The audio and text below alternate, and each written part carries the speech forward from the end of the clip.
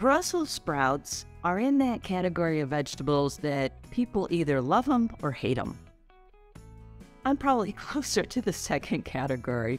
I've struggled with eating my Brussels sprouts, but they're so good for you that, boy, I really wanted to keep trying to eat them because they're nutritious and it's the adult thing to do after all.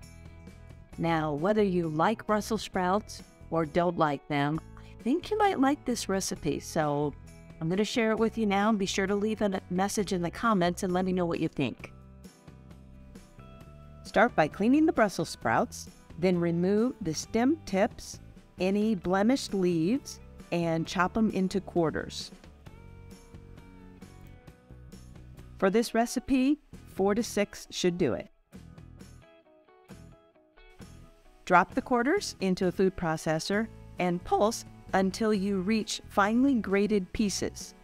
When done, measure it out. You'll need about 1 cup for this recipe. Then, set those aside. In a heavy skillet over medium heat, put 2 tablespoons of butter and 3 tablespoons of honey. Let those blend and melt together over a medium heat for about 2 minutes. Add the cup of diced Brussels sprouts to your butter and honey and sauté that for 2 to 3 minutes.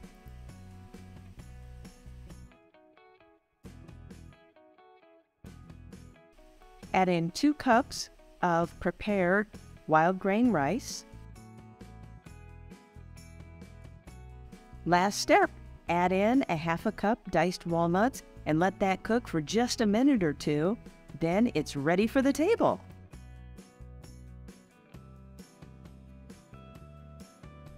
This fast and easy dish goes great with fish, chicken, beef, and it's so sweet and crunchy, you might not realize you're eating your vegetables.